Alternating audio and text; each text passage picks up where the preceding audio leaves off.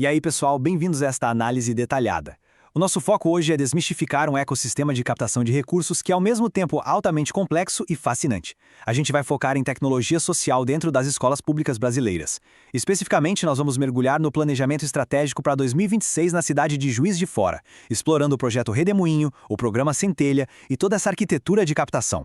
Olha, é um verdadeiro jogo de xadrez institucional, e a sofisticação dessa estratégia é simplesmente de tirar o fôlego. Bom, passando rapidinho pelo nosso roteiro de hoje, a gente vai passar por 6 etapas. Primeiro, Redemoinho e a Centelha. 2. A oportunidade âncora privada. 3. Sustentabilidade nas escolas públicas.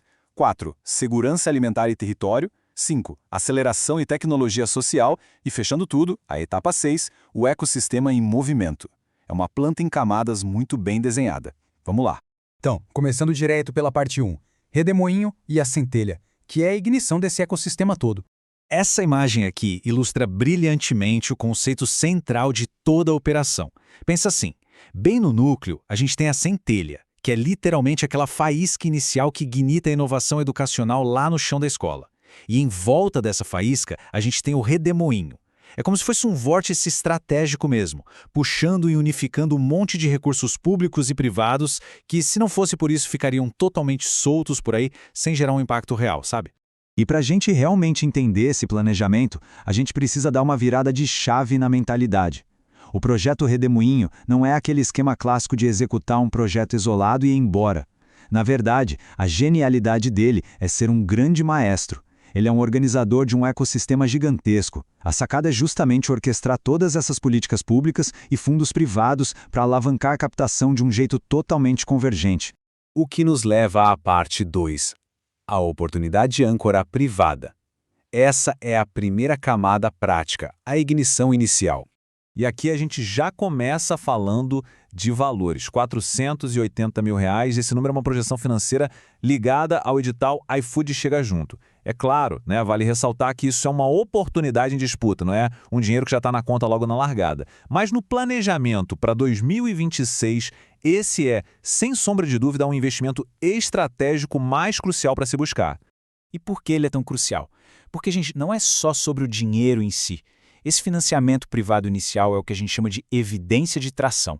Sem você provar numericamente, lá no contexto real, que o negócio funciona, as futuras candidaturas para editais públicos massivos de tecnologia simplesmente não têm como parar em pé. Resumindo, é o capital privado que legitima e destrava o grande investimento público que vem depois. E falando no público, entramos na parte 3, sustentabilidade nas escolas públicas, que é a nossa fundação. O que eu acho muito interessante nessa divisão aqui é a clareza dos papéis. Pensa comigo, o dinheiro privado lá do iFood, ele banca o que a gente chama de humanware, ou seja, a equipe, a gestão, o monitoramento, aquelas coisas que a política pública geralmente não cobre direto. Em contrapartida, o dinheiro público vindo do PDDE banca o hardware. Ele paga a infraestrutura, o material didático, as ferramentas, cada um focado no que faz de melhor.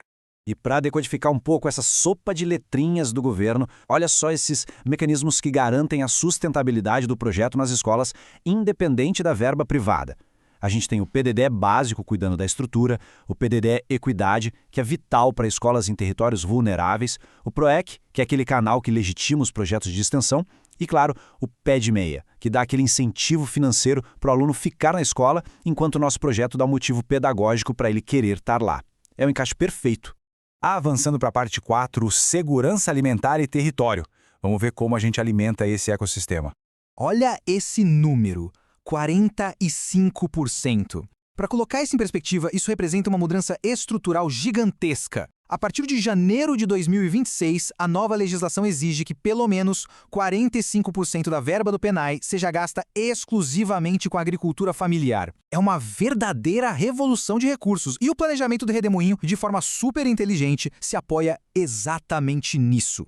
E na prática, o ciclo acontece de um jeito muito pragmático. Prestem atenção nesse loop. As escolas usam uma brecha legal bacana para as festas juninas, que permite arrecadar fundos de forma totalmente lícita. Os próprios alunos mapeiam os produtores da Zona da Mata, compram os alimentos in natura, geram renda para a escola e, de quebra, documentam tudo isso como um baita projeto interdisciplinar. É ou não é genial? Entrando agora na parte 5, a aceleração e tecnologia social.